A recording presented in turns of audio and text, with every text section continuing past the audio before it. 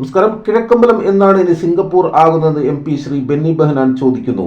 കോൺഗ്രസ് കിഴക്കമ്പലം കമ്മിറ്റിയുടെ നേതൃത്വത്തിൽ പ്രകടന പത്രിക പുറത്തിറക്കി ഉദ്ഘാടനം ചെയ്യുന്ന വേദിയിലാണ് അദ്ദേഹം ചോദിക്കുന്നത്.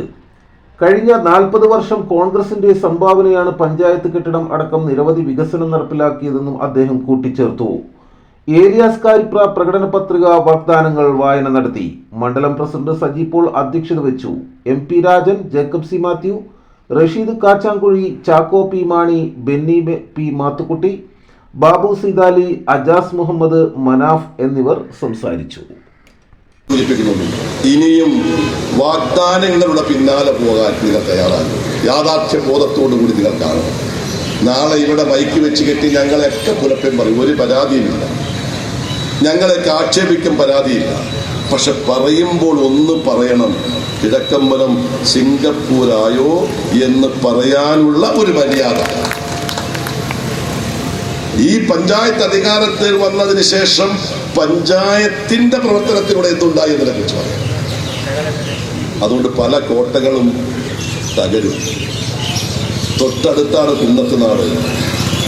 ഞാൻ കിഴക്കമ്പലത്താരോട് ഇന്ന് പറയുന്നതല്ല, നാളെ തെരഞ്ഞെടുപ്പ് നടക്കുമ്പോൾ കുന്നത്തുനാട്ടിൽ കോൺഗ്രസ് പഞ്ചായത്ത് ഉണ്ടാകും. ആത്മവിശ്വാസത്തോടു കൂടി പറയുന്നു.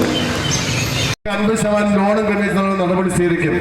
IT സംരംഭകർക്ക് അടിസ്ഥാന സൗകര്യം കടമ്പറയാറിലും പരിസരത്തും വിവിധ പ്രദേശങ്ങളിലും തരിശായി കിടക്കുന്ന പാടശേഖരങ്ങൾ സർക്കാർ സഹായത്തോടെ ഇൻഫോപാർക്ക്യോട് ചേർന്ന് ചെറുകിട വ്യവസായ IT സംരംഭങ്ങൾക്കുള്ള അടിസ്ഥാന സൗകര്യങ്ങൾ ഒരുക്കി കൊടുക്കും.